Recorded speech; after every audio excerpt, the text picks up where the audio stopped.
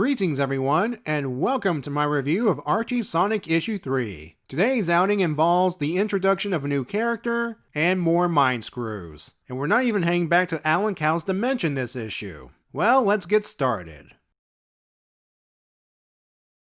Our first major story begins with Sonic arriving in Knothole while Sally and Rotor, yeah, I'm using that name instead of Boomer here, observe him outside. I'm not joking. Sonic's moving so fast, there's a delay on the video screen. He has a good reason for being extremely speedy today. Earlier, as he was trashing SWAT bots in Robotropolis, he overheard Robotnik about finally having the bomb that will kill every last one of them. Yeah, that's bad. Not only could Robotnik use it on the Great Forest, if he can get more, Mobius itself would be at risk. So the Freedom Fighters have to nip this in the bud quickly, and Sonic has an idea. It involves the trio protesting right outside of Robotnik's office. Robotnik sees this as an opportunity and gathers a large SWAT bot force to charge straight into them. When they do so, all they hit is solid wall. Turns out the protesting Sonic, Sally, and Rotor were just projections. With Robotnik down for the moment, the Freedom Fighters quickly move on to stage 2. Rotor dons a Robotnik disguise so he can trick Crabmeat into giving him the bomb. You remember Crabmeat, right? Got wrecked by Coconut's last issue? That's the beauty of having robotic assistants. When they mess up, you can smash them as punishment, then rebuild them, and hopefully they'll avoid making future mistakes. Rotor orders Crabmeat to bring him the bomb. Using the word please causes Crabmeat to become suspicious of Robotnik, so he wants to have him come into the room where the bomb is located. Well, it sounds like things are going bad in said room. Fortunately, Rotor emerges from the room with the bomb, though without his Robotnik disguise. I guess he didn't need it anymore. Before they head back to Knothole, Robotnik emerges while holding some smashed badniks. He says the Rotor behind them is actually Robotnik in disguise, and that he's the actual Rotor. He's proven correct when he takes off the Robotnik mask, and Robotnik removes the Rotor mask. Okay, some quick thinking on Robotnik's end to try and sneak into Knothole. So here's where things get weird.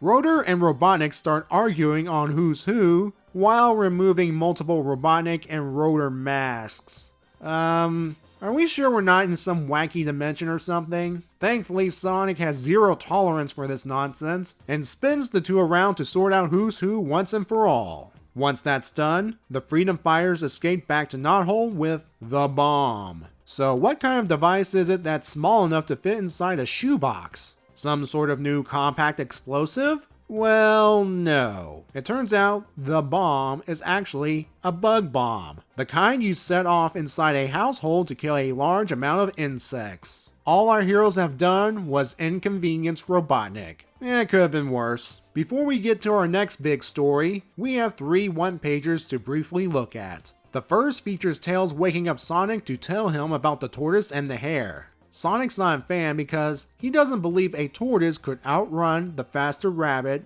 even if the latter stopped to take a nap. Tails brings up the idea of the tortoise riding a rocket-powered skateboard, while an actual tortoise doing just that zooms past the two. The implication being Sonic's going through his own tortoise and hare scenario. Hope you like losing, Sonic. The second story has Sonic arguing with himself using 2 different phones. Okay, we get it. You're faster than the speed of sound. The final one-page story has Sally upset at a newspaper that pointed out her dye job. This was poking fun at the fact that Sally's coloring changed between issue 0 and issue 1 of the original miniseries. Believe it or not, there will be an in-universe explanation of Sally's fur changing colors. But it will be a long while before we get to it. Our second big story begins with Sonic, Sally, and Rotor looking over some recon photos, revealing that Robotnik is making some deep inroads into Mobius' southern sector. Sonic and Rotor go to check it out, after getting some equipment for Rotor's benefit.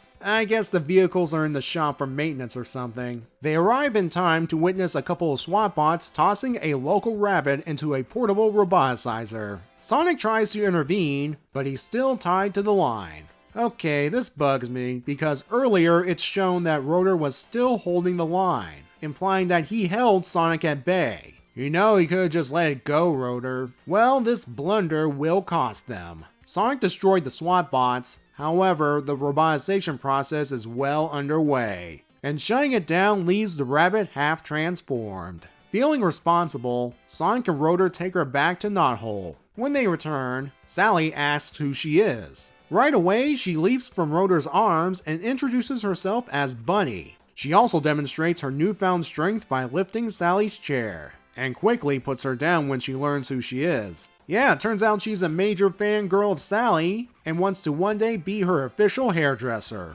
Well, her admiration will have to wait. Antoine arrives to give everyone some bad news. Right above them, a giant Brobot is tearing its way through the great forest. Sonic goes out to face it, followed by Bunnie. A good thing because she saves him from getting flattened. Sonic engages the Brobot while Bunnie watches from a safe distance. Things go bad for Sonic. Fortunately, Bunnie saves him again by quickly flipping the Brobot on its head. Sonic finishes the job by pulling the same collapsible trench trick he used on Scratch and Grounder last issue. Good callback. The story and issue ends with everyone welcoming Bunnie on board, and Sonic suggesting practicing her hairdressing skills on Antoine here. That is, if he actually had any hair. Oh yeah, there's this one page of Robotnik's rules on not having fun. Yeah, moving on.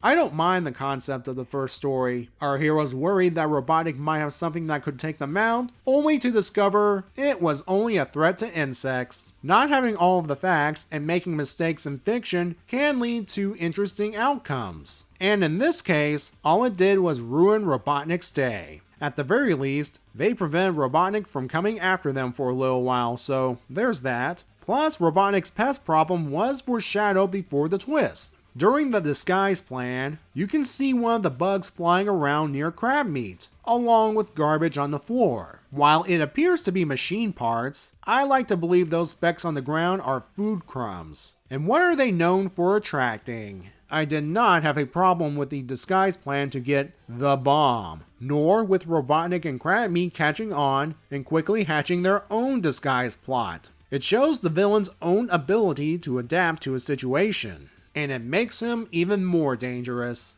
As for why Robotnik has a rotor suit, he might have been planning his own infiltration plot and improvised quickly. It's when Rotor and Robotnik repeatedly take off their masks that the story loses points for me. Though admittedly, I found it amusing that Sonic had a zero tolerance for this Looney Tunes-esque stunt Rotor and Robotnik were pulling. This is the stuff you have to deal with if you're reading the earlier issues. Let's go ahead and move on to Bunnie's debut story. Her introduction is alright, but it could have been better. This is an issue, pardon the pun, when the comic has multiple stories. There's not enough pages to properly flesh things out. Bunnie's origin is rushed, showing her transformation, and not long afterward, happily embracing her new cybernetic skills, and officially becoming a member of the Freedom Fighters. This could have easily taken the majority of the issue if given the chance. Or at the very least, having a montage of Bunnie coming to terms with the fact that her life has drastically changed. Once again, because of the goofy nature of the early issues, we don't get the dramatic impact, physically or mentally, of Bunnie's transformation. Wouldn't you feel horrified if one day a couple of death robots arrive to turn you into a robot? Someone comes and saves you, but your body is permanently changed. Given the comic's intended audience, I understand why they did not want to deal with the seriousness of the change. Later on in the series though, Bunnie's cyborg status will get touched upon in a much more serious fashion. But for her introductory story, it's like the powers that be are saying, "You like Bunnie from that one Sonic cartoon? Well, here she is." And for the record, I do like Bunnie. She brings a new dynamic to the team by being the powerhouse character, which comes in handy with helping Sonic deal with the giant Brobot. Later on in the series, she'll demonstrate more useful skills thanks to modifications courtesy of Rotor and other geniuses. Her design mostly resembles her cartoon counterpart. The one big difference is that in the cartoon, the only lower part that was roboticized were her legs, while here, her entire lower half is robotic. Also in the cartoon, she appears to be wearing a leotard, and here, she was wearing nothing. After her transformation, it appears she's wearing the leotard. It has to be based on artist interpretations because future issues will show clear evidence that she is wearing a leotard. I'm looking too much into this, I guess. While it's not outright stated, Bunnie's full name is Bunnie Rabbot. Out of universe, they just love pun-filled names. For the in-universe explanation for that pronunciation, wait about 214 issues. One thing I do like is Rotor bringing up the possibility that Bunnie's cybernetics might act as a tracking device for Robotnik. And what is the fate of that portable roboticizer? Well, we'll find out down the line. Time for the final scores. The first and second story get a 6, above average overall. And with that, I once again take my leave. I'll see you next time, and be safe everyone.